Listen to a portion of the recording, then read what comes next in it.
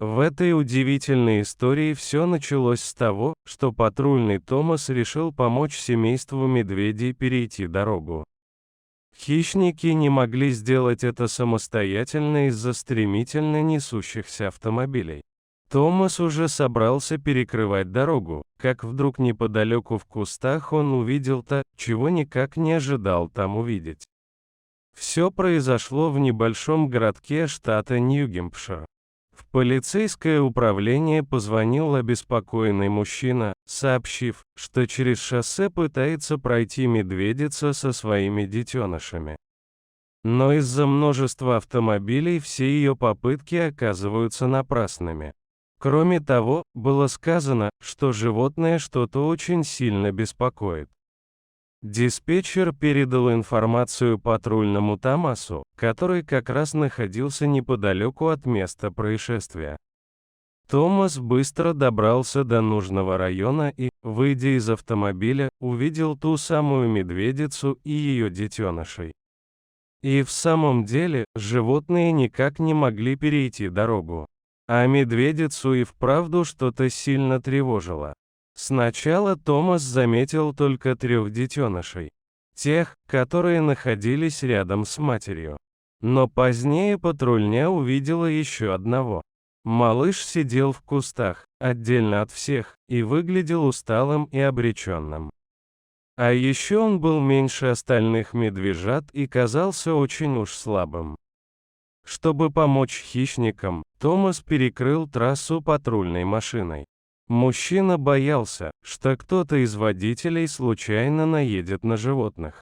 И вскоре на дороге выстроилась длинная цепочка автомобилей. Водители и пассажиры с интересом наблюдали за происходящим.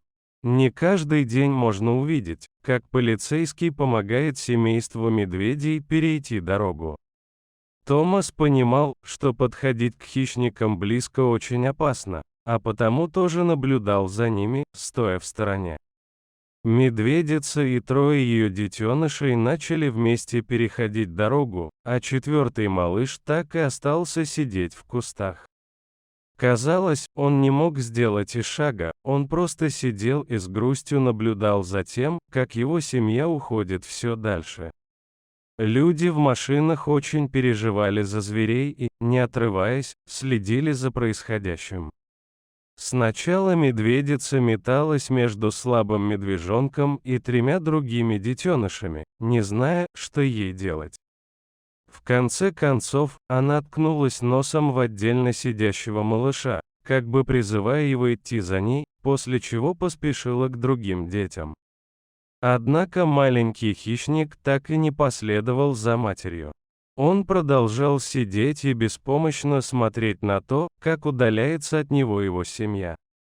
И вот, 4 медведя уже пропали из виду. Томас не мог оставаться от всего этого в стороне. Он очень переживал за оставшегося в одиночестве зверька.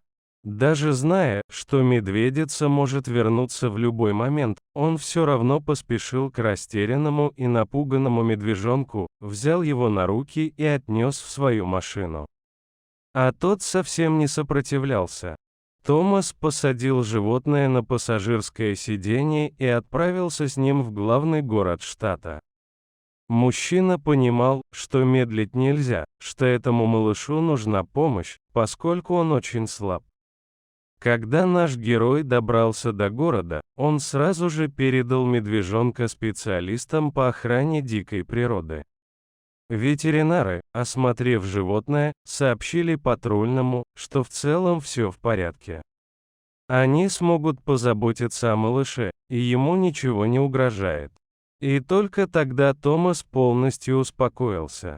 Мужчина вернулся домой в хорошем настроении. Мысль о том, что он помог детенышу медведицы, успев передать его специалистам, приносила радость. Однако на этом ничего еще не закончилось. На следующий день лесники наткнулись в чаще на еще одного такого же слабого и беспомощного медвежонка. Оказалось, что та самая медведица родила 5 медвежат. 2 из них были слабее остальных. Одному помог наш герой, а второй остался в лесу. И когда лесники нашли его, он уже совсем обессилел. В общем, если бы люди не увидели его, он бы точно не выжил. Обычно у медведей рождается не больше 3 малышей, и эти 2 слабых медвежонка оказались такими именно потому, что выносить и прокормить 5 детенышей медведицы было очень трудно.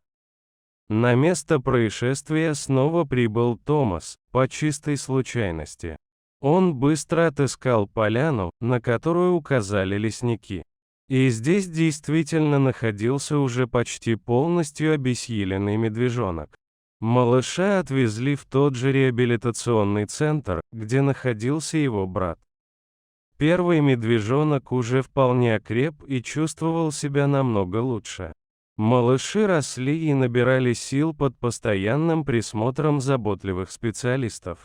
Вскоре их отпустили обратно в дикую природу. Животным предстояло начать самостоятельную жизнь, теперь они были вполне готовы к ней. Никаких проблем со здоровьем у хищников больше не наблюдалось. Вот так замечательно закончилась эта история. И все это благодаря неравнодушию и смелости нашего героя, который не смог остаться в стороне от всего случившегося и быстро сориентировался в непростой ситуации. Хочется сказать ему за это огромное спасибо. До скорого!